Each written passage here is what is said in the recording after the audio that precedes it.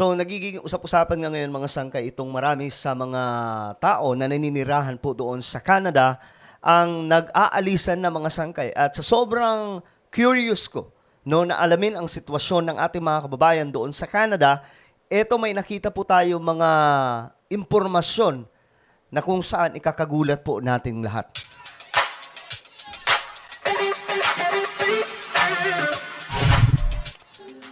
So what's up guys? Kamusta po kayong lahat, no? Naway nasa mabuti po kayong kalagayan. Anyway, before tayo magsimula no sa mga nanonood dito sa YouTube, paki-subscribe po yung ating channel. Sa baba ng video na to mga sangkay, makikita nyo po yung subscribe button. Pindutin nyo lamang po yan, tapos i-click nyo yung bell at i-click nyo po yung all. At sa mga nanonood naman po sa Facebook, huwag nyo rin pong kalilimutan na i-follow ang ating Facebook page. At eto mga sangkay, sa mga nanonood sa Facebook, okay? Sa Facebook page ngayon, kung nanonood kayo sa video na to sa Facebook, sundan nyo lamang po yung papagawa ko sa inyo. Super saglit lamang ito. Habang kayo ay nanonood, may makikita po kayong tatlong tuldok bandang itaas, okay? Ito po yung sample na picture na nakikita nyo sa screen. Gawin nyo po ito na actual sa inyong mga cellphone. So, tatlong tuldok nasa bandang itaas sa video na to mismong pinapanood nyo. Pindutin nyo po yan. I hope na nasusundan. Tapos may lalabas na show more, pindutin nyo po yung show more. Okay? Gets nyo na? Alright? So, tuloy na po tayo. Ganun lamang po kasimple. Eto guys, marami po kasi sa atin, no? Marami sa atin sobrang curious. Ano po ang kalagayan ng mga kababayan natin doon sa Canada ngayon? Hindi naman lahat, pero kasi 'di ba pag sinabing mag-a-abroad yung Pilipino, naghahanap po siya ng isang magandang buhay doon sa ibang bansa. Dahil nga sa hirap ng buhay dito sa Pilipinas, kulang po ng trabaho, mababa yung sahod. So marami po sa mga kababayan natin pumupuntang abroad para po magkaroon ng magandang buhay, guminawa ang buhay ng pamilya na nandito sa pamilya. So yun po yung nagiging ganap ngayon ng mga OFW. Ngunit mga sangkay, sa Canada nga, 'di ba marami pong nag-aalisan. Naibalita na po yan ng ABS-CBN, naibalita na po sa international. At ngayon mga sangkay, eto, tututukan po natin yung mga kababayan po mismo natin na naroon po. Actually, hindi lamang sa Canada yung titingnan po natin, sa iba pang mga lugar. Dahil nga po, medyo na-curious na tayo mga sangkay dito sa mga nangyayari, no? At dito nyo marirealize kung bakit kailangan na super duper urgent at emergency na po talaga yung economic charter change. Okay? Ito po. Ayan, nakita po natin mga sangkay, medyo bago pa po itong video. Ayon po dito, Filipino na nurse, homeless sa Canada. Sabi po niya dito, itong nag-post, itong Pinoy Vlogs. Okay? I-subscribe nyo na lamang po ito. Okay. Sabi po ni Pinoy Vlogs dito, Filipino na nurse, homeless sa Canada. Akala nila, pag nag-abroad, okay na. Akala ng mga tao, madali lang ang lahat na ganun-ganun lang. Hindi nila alam ang hirap ng mga kababayan natin doon gaya ng homeless na nurse na kababayan natin. Kawawa naman. Exactly. Ito po yung nararanasan ngayon ng marami sa ating mga kababayan. May iilan o marami rin po sa mga kababayan natin hindi pinapalad sa ibang bansa. Kasi kung may problema sa Pilipinas, nagkakaroon din po ng problema sa ibang bansa. Kagaya po ng Canada ngayon. Hirap daw po maghanap ng trabaho. 'Di ba? Yung iba sa mga kababayan natin nagbabasura na lang. Yung iba sa mga kababayan natin nagiging kung anong trabaho na lang ang binapasok para lang mabuhay. Tapos yung iba doon mga sangkay matatagal nang naninirahan sa Canada. Ang nangyari, nagsisisi sila dahil sabi nila kung alam lang namin na magiging ganitong sitwasyon, di sana hindi na lang sila bumili ng bahay doon, hindi na lang sila nagstay doon. Umalis na lang sila, bumalik silang Pilipinas. Ngayon, eto mga sangkay. Gusto kong ipakita sa inyo ang kalagayan ng ating kababayan, mga kababayan sa ibang bansa. Yung mga hindi pinapalad o yung iba naman na may trabaho pero masabi po natin na nagsisikap na lamang po para maitaguyod yung kanilang pamilya dahil kulang po talaga sa trabaho. Para lang ma-realize natin kung gaano kahalaga itong charter change, yung economic charter change na ayaw po nito mga senador.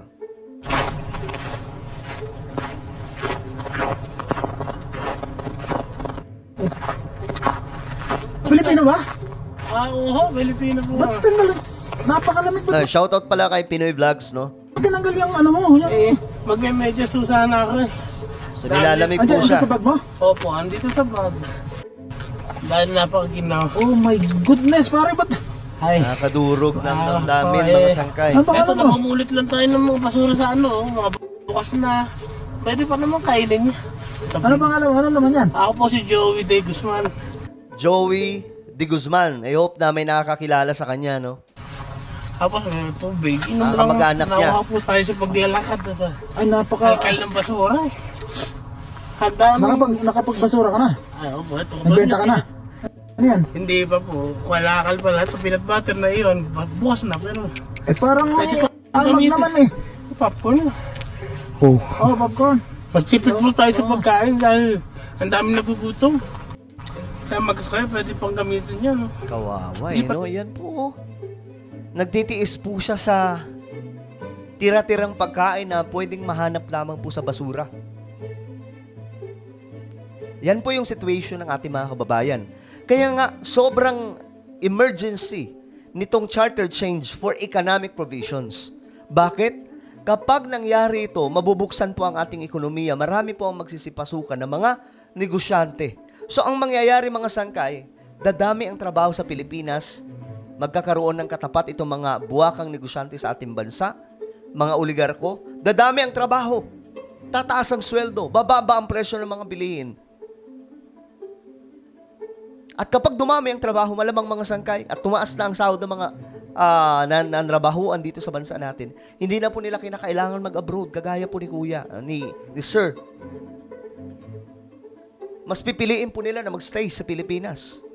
Because I know naman that most of Filipinos na nasa abroad, mahal po nila ang kanilang bayan, ang Pilipinas. Napipilitan lang po talaga sila mag-abroad kasi walang choice. Kailangan po talagang buhayin ang pamilya. Pero sila, Oh my goodness, napakalamig pre oh. napakaswerte Oh. nung Anong taga saan ka sa atin? ano po ako sa Ragosa. May Baisiya po. If I see ha, Kamusta sa mga kababayan ko dyan sa Ragosa, ano? Hindi porkit lahat ng nasa Canada eh, successful, meron ding talagang Anong nangyari sa'yo? Ba't na-homeless. homeless no? Na-homeless po tayo dalawa nung aking relasyon dati. Eh, kinasamang palad doon ah. Napakalamig ko. Na ano ka? Nanlalaki po anong- pala siya. Yun ang Tapos pinakamasakit. magsusugal pa yung babae. So lahat Uy, nanlalaki, yung partner niya, tapos nagsusugal po. ng ipon, iniipon ko, akala ko.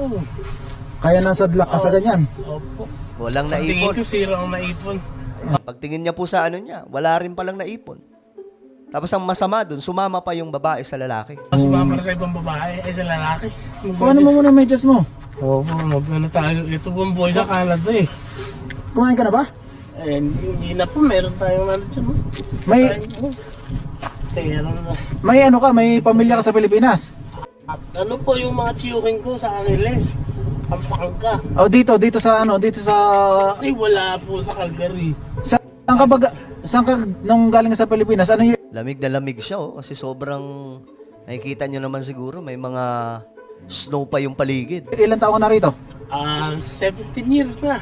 17 years ka na, tapos Na talagang pag minalas kahit gano'n tagal. ilang taon ka na homeless? Mag-medyas ka muna, ang lamig, napakalamig, kita mo yung paligid Kasi- natin, oh. Ano na po tayo, mga 6 months ng homeless. Okay lang naka-record ha. Sige po, mag-record tayo para mag-spill tayo ng mga tao dyan. Pero tignan niyo ako. Ay, anong year ka nagpunta rito? Tumuloy po tayo ng 2000.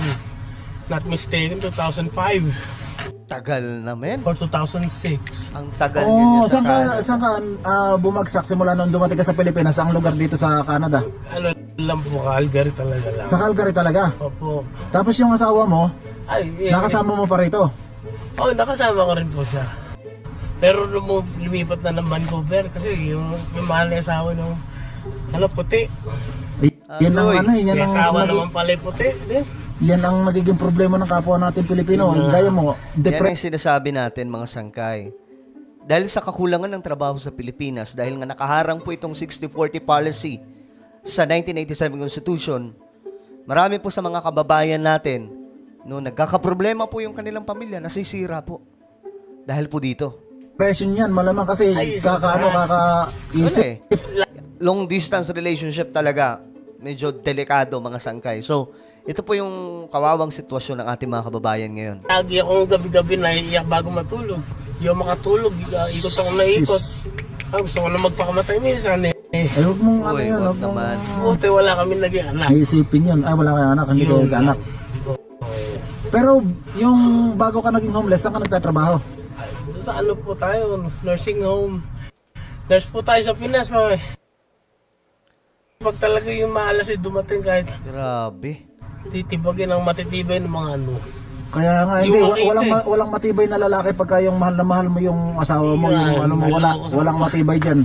Opo. Basta puso ang pinag-usapan, walang matibay na lalaki dyan. May plano ka ba na ano na lumabas sa lugar na ito?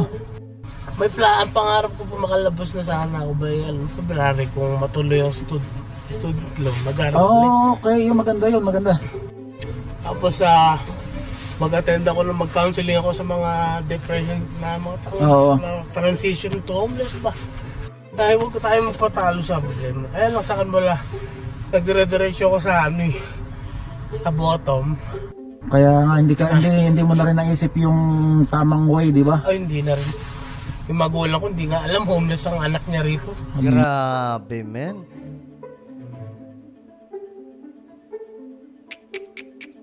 Siyempre, ayaw niya rin sabihin.